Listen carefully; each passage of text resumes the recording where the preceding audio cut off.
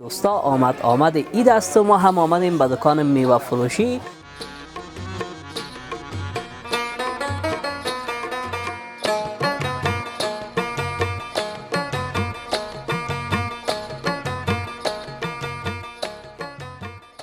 طوری که میبینیم بازار را یکی از عنعنات ما افغان است که در روز عید از میمانای خود به شکل درست پذیرایی کنیم.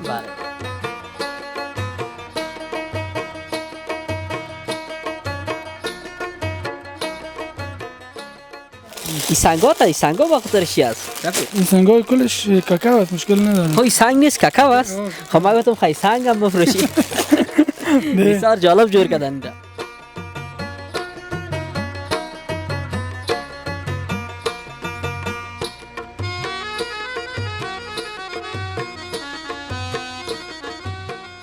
بر دوستای رو بگم این نخود میوه هست یا در جمع سبزیجات میره؟ نه نخود میوه هست. سبزیجات نمیره.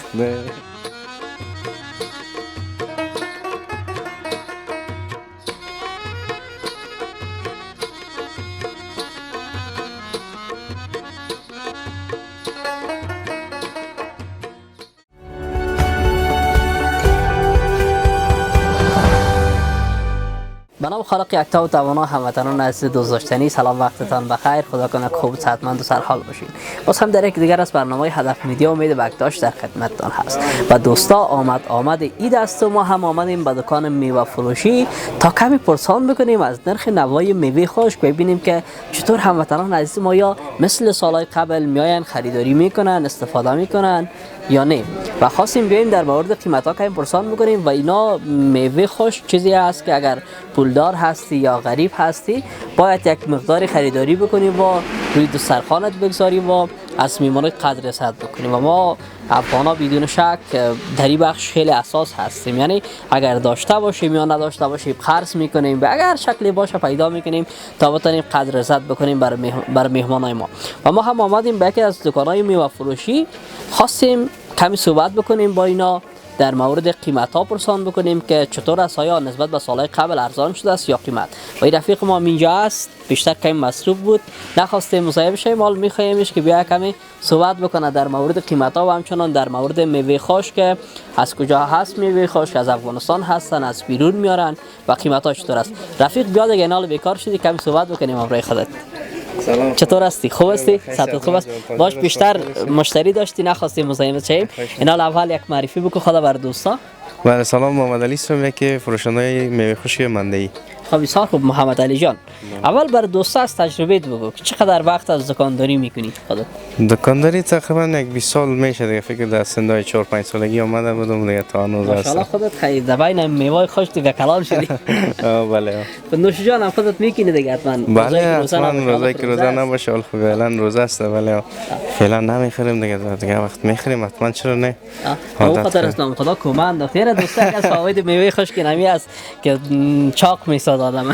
دیگه گرم است، نه طبعا گرم است، بادام چهارمغز اینا گرم هستن، بخوری حتما وزن زیاد میشه. وزن زیاد میشه. نه باز در کنارش حتما خودت سپورت هم میکنی، سپورت میکنی دیگه که وزن زیاد نشه. بله تمرین میرم. بله تمرین میرم. محمد علی جان اول یک موضوع را بر دوستا روشن بساز پیش از اینکه بریم طرف میوه خشک در مورد قیمت ها و اینا صحبت بکنیم. زیادتر از دوستا هستن بر جایی که پیش آمد خوش آمد، نه میگه بیا مثلا از سر کراچی میوه بخریم، یعنی اینجا خوب است، ارزان تر هست، نه با دکان نمیریم، دکان ها قیمت میفروشن. یک چیزی شاید فرق هم بکنه از سر کراچی دیگه قیمت ها. حتما جنس ها فرق میکنه. اول دوستایی را بگو که دلیل قیمت بودن یا فرق کردن چی است؟ جنس فرق میکنه یا به خاطر کرایه دکان اینا شما قیمت میفروشید؟ نه خیر، جنس هم فرق میکنه، کرایه دکان قدر تفاوت نداره. خب چون اینجا مالی هم سر ما هست، مثلا یا کرا هم هست، سر اونا هم هستن. سابق کمتر بود، فعلا سر کراچی هم کرا مانده، کرایشون زیاد هستن دیگه. از جنس ها فرق میکنه، جنس هایی که در بیرون است ارزان است، ارزان میخرن، پاک نمیشن. اینجا که هست ما پاک میکنیم مکمل، گندک مندک چوبکاش کلش پاک میشه، بعد از اون ما به فروش میرسانیم. طبعا جنس هم فرق میکنه، نرخ هم فرق میکنه. بله همون باز هم گپ از دوستا میگه ارزان بلت نیست، قیمت به حکمت نیست، اینا چون زحمت بیشتر میکشن جنس خوبتر را براتون میده. خب یا از اینجا شروع بکنیم محمد علی جان. در مورد قیمت ها برای دوستا بگو و اگر زیاد قیمت بود دوستایی که مفلس هستن خدای نکرده ضعف کردن مربوط ما نمیشه واسه دیگه پیش از گردن خود خلاص بکنیم. اثر کشمش شروع میکنی بر دوستا، اثر بادام شروع میکنی، یگان تاش معرفی بگو، قیمتایش بگو بر دوستا. چطور از قیمتا؟ اول را بگو که نسبت به سال قبل آیا ارزان شده است، قیمت شده است، تفاوت کرده نکرده؟ بیشتر تفاوت نکرده، تنها چیز تفاوت کرده پسته یک ذره قیمت شد دمی چند روز. دیگه چیزا قیمت های هر سال هستن. قیمت های هر سال. بله دیگه فرق میکنن، هر چیز مثلا هم ارزان داره هم قیمت داره. طبعا کشمش، نخود، بادام ارزان هم داره قیمت هم داره.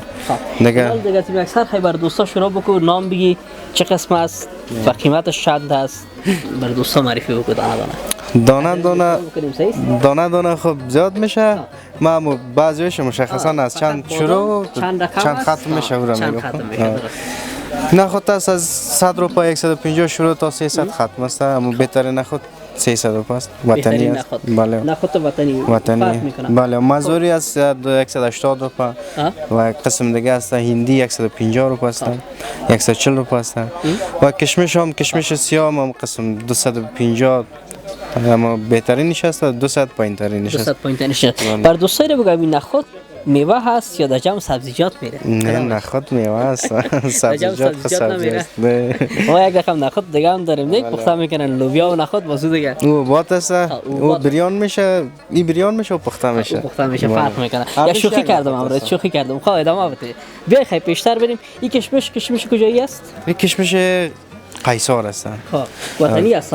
قیصر کشمش قیصر است و نام قیصری است، گردکش است. خب بازی طبیعی است، نه رنگ داره نه دیگه داره. اینا واسه چقدر است قیمتش؟ این 250 روپیه است. 250 روپیه. بله. این دیگه ارزان ترین کشمش است. ارزان ترین از این قدر ارزان هست. کشمش غزنی قندار از این قدر ارزان است، 200 هم است، 220 هم است. اینا باز قیصر هستند. باز کدامش خوب مزه‌دار هست؟ مزه‌دار ولی امی است چون طبیعی است. نه رنگ نشده دیگه نشده، طبیعی است. خب بسیار خوب. پالوش دیگه بادام چندین بادام هم بسیار. بله. این بادام کجا است؟ این بادام تاجقرغان است. بادام تاجقرغان. بله بادام تاجقرغان است. این خب ما 7,500 بای میکنیم تا 700 هم میتیم. تاجقرغانی است. بله. بادام چند رقم است؟ بادام قسم بادام است. فکر که تنها تاجقرغان شاید 10 قسم بادام داشته باشه. خب بسیار رقم تنها لوگر شاید 100 رقم بادام داشته باشه، 10 رقم بادام داره. هر جای قسم بادام داره. شما باز از هر کدامش یک رقم شده دکان آوردین دیگه حتما؟ نه یک رقم، 10 رقم رقم آوردین. نظر به مشتری‌ها از کدامش بیشتر خریداری میکنه؟ خوبش میگیره، ارزان تر میگیره، قیمت تر میگیره، ما هر قسم داریم. بله. خب چیزایی که ارزان هست معمولا مثلا نخود هست گفتین که کیلو 150 افغانی، 200 افغانی، 200 افغانی، یا سیمیان است کیلوگکی میخرن. اینا را بادام دیگه شاید یگان تا نیم کیلو میخره، یگان تا 1 کیلو. یگان مشتریای خوردکی هم دارین بگه یک خوردکی شاید میاد از خاطر بعضیا که نفوسش کم است رفته در فامیل کم هستن و کم میبرن و بعضیا برای دوا میبرن، مثلا بعضی تقویتی چیزا دوا جور میکنن میان یا خورد میبرن بازارا میکس میکنن میخورن مثلا. یگان تا بیا مثلا استاد بادام کیلو چند است؟ اما تو یگان تا بازادت دارن زیاد خود کلان میگیره. کیلو چند استاد بادام؟ تو بگی کیلو 6,500 روپیه بگی یک خورد طیبتی ماره. نه خب بازم ما میای نه تو بعضی کم کار داشته باشه کم میگیره، بعضی زیاد کار داشته باشه زیاد میگیره.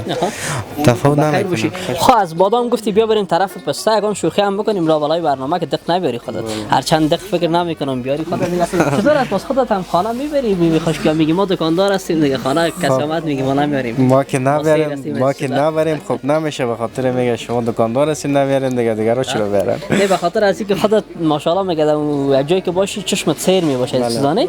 باز شاید خودت بگی برو ما سیر هستیم نمیاریم دیگه دکاندار. نه باز هر کسی خانه آمد باز دکان بیا هر چی که نوشجان کردی نوشجان. نه باز یک چیز از افغانستان که دستیالی خود نام خدا بسیار بالاست. اگر هارد و روغن هم نداشته باشم مقصد میخوش خود میبرن. طبعا کلگی میبرن. یا همش از مهمان نوازی از دیگه. مهمان نوازی افغانی باست. در مورد پسته بر دوستا بگو.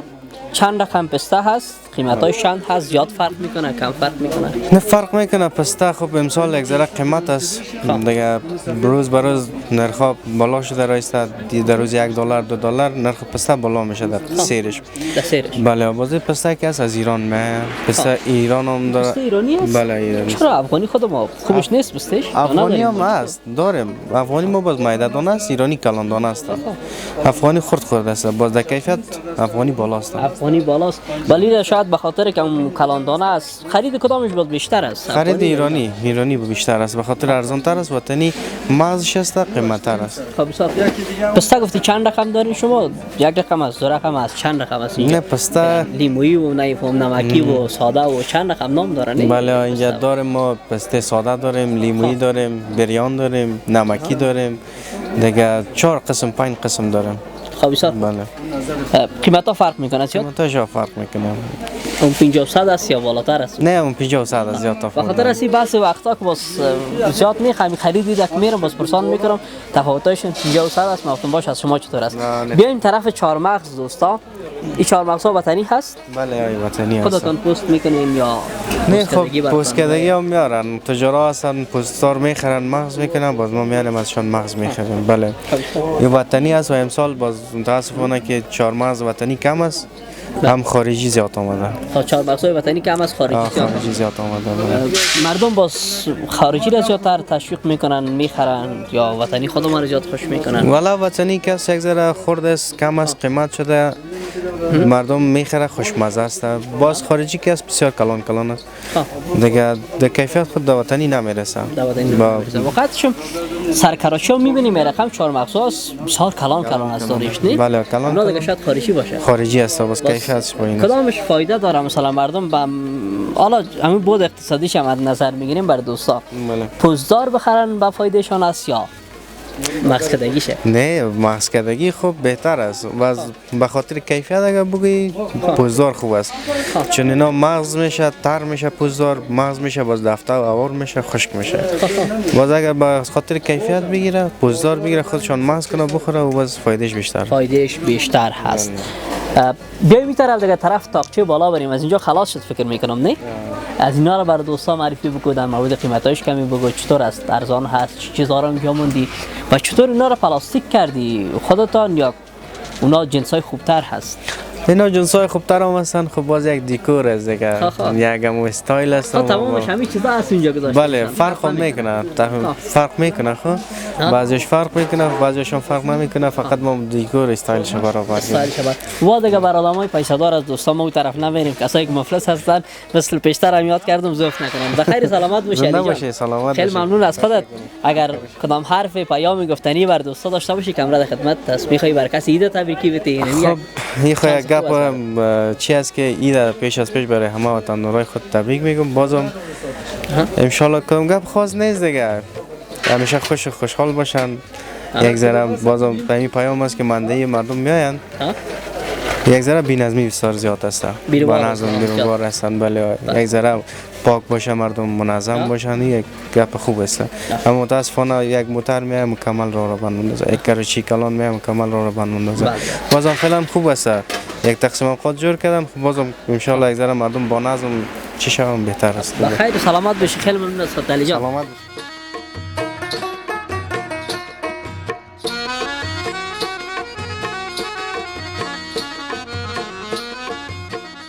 خب دوستا با علی جان در مورد قیمت های میوه خشک صحبت کردیم، قیمت ها را دانه به دانه براتون گفت و قیمت ها مقدر زیاد تغییر نکرده، ولی همین مشکلات اقتصادی باعث شده است که مردم شاید زیاد خریداری نکنن.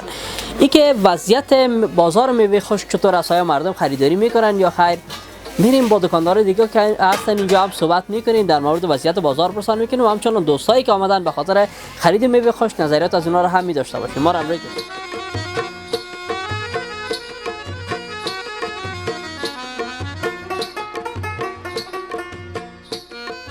سلام، خوب هستین؟ و علیکم السلام، صحت شما خوب؟ خیرت؟ بخیر و سلامت باشین. اول نام مقبولتان بر ما بگین. اسم ما انجینیر آماچای یوسفی، کارمند از بخش وزارت انرژی و آب. خب بسیار خوب بسیار خوب انجینر صاحب. امروز آمدین دیگه که خرید بکنین به خاطر میوه والا خریداری. طوری که میبینیم بازار را یکی از عنعنات ما افغان هاست که در روز عید از میوه‌های خود به شکل درست پذیرایی کنیم. بله بله. و قسمی که میبینین تماما میوه‌جات یک فضل و مرحمت خداوند به هر وقت سال که به شهر کابل میگردی خصوصا در مندهی و در بازارها هر آن چیزی که خواسته باشی پیدا میشه، اما بدبختانه که اقتصاد مردم به حد ضعیف است. به حد ضعیف است. خودت امروز میخوای کدام میوه را خریداری بکنی آقای صاحب؟ من یک چیزی که بسیار عادی میگیرم به طور مثال بادام، پسته، چهارمغز، کشمش، دیگه نخود، سیمیان، اینم چیزا کارو میگیرم خریداری میکنی. خود در لابلای صحبتات یک چیزی را اشاره کردی، گفتی اقتصاد مردم خیلی ضعیف است نه؟ بله.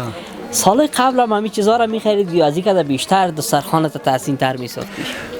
والا تا جایی که ما به یاد من از اون پدر کلانا بر شرایطی که در افغانستان بوده افغانای ما خصلتشان است که قرض میکنه دسترخوان خود درست میکنه. درست میکنه بله. چطور است باز قیمت ها چطور در بازار وقتی آمدی مراجعه کردی قیمت ها چطور بود؟ قیمت ها را خب قیمت ها تقریبا باراست که گفتن نمیتونیم که ارزان است. خوشبختانه که تا جایی که ما میبینیم دمی حالت فعلی اکثرا نرخ‌ها کنترل میشن و بدبختانه که تجار ملی ما منظور ما از پرچون فروشان نیست. اونا در ماه مبارک رمضان نسبت به هر 12 ماهی که در افغانستان است در ما نرخ نوای خود بیاد بالا میبرند. بالا میبردن. و این جای تاسف است برای مسلمانای ما. و تا جایی که ما میبینیم و دیدیم و میشنویم در کشورهای حتی خارج از افغانستان به احترام ماه مبارک رمضان فیصدی قائل هستند که ارزان بفروشند، اما بدبختانه تجار ما این کار نمیکنن. حتی شما ترکاری را بکنید که افغانای ما ترکاری خریدن نمیتونن و این از تجارای عمده ماست، نه از پرچون فروش ما. مقصر پرچون فروشان از تجارا هستند بله که بله مواد بیشتر میذارن. خود شاید تی جنگل است اینا گفتن نمیتونیم که کل یک رقم است. بعض تجارای هم است که با ماه مبارک رمضان حتی با تخفیف هم بفروشند. ایران باز گفتن نمیتونیم. آدمای خوب هست در بینشان. اما سال خودتون میین خریداری میکنین یا سال دیگه بچه‌ها میامدن و خودم یک شوق خاص دارم به می خرید عید و برات. در غیر از او قدر در سودا و چیزا شکر بچه‌هاست اونا سم میگیرن، خودم دمی عید و برات کوشش میکنم که خودم سم بگیرم. یک شوق علاقه که دارم. خب بسیار خوب بسیار خوب. بخیر و سلامت باشی. کدام پیام اگر داشته باشی بر مردم اگر میخوای ایده برشان تبریکی بده بیش از پیش تشکر کردیم. افغانا را آرام داشته باشه، از هر نگاه وطن ما را آرام داشته باشه و پیش از پیش عید سعید فطر را بر فردش افغانای ما چی در افغانستان هستند چی در خارج از کشور تبریک میگم و خصوصا برای شما و همکارای شما. بخیر و سلامت باشین. خیلی ممنون از خودت.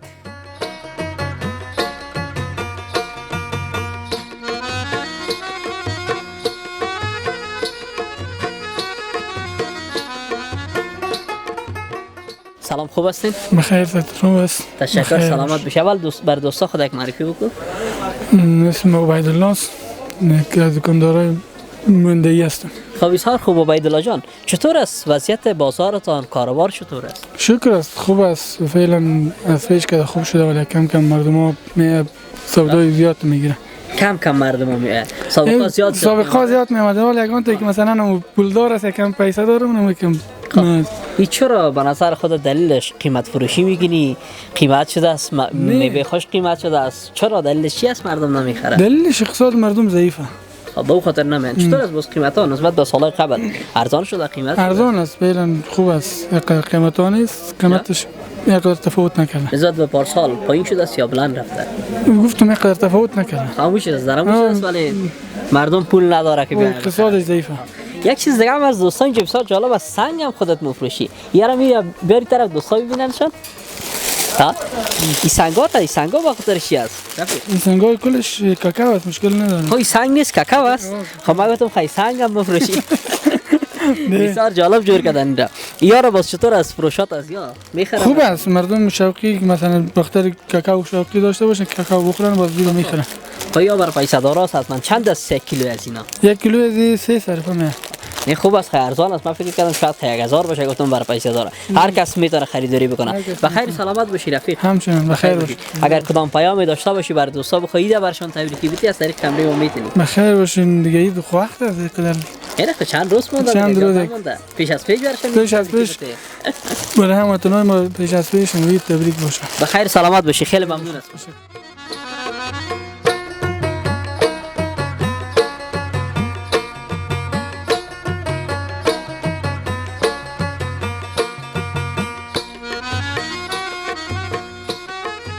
خب عزیزان دلی بود برنامه امروز ما که از وضعیت بازار میوه خشک و همچنان نرخ نوای میوه خشک براتون تقدیم کردیم. امیدوار هستم که مورد پسند شما قرار گرفته باشد. شما همین برنامه را با دوستایتان شریک بسازین، کانال یوتیوب ما را هم سابسکرایب بکنین و همچنان اگر کدام انتقاد، نظریه و پیشنهاد دارین میتونین که پای کامنت بر ما بنویسید و همچنان از طریق امی برنامه ما هم عید را براتون پیش از پیش تبریک میگویم. تا برنامه بعد، خداوند یار و نگهدار.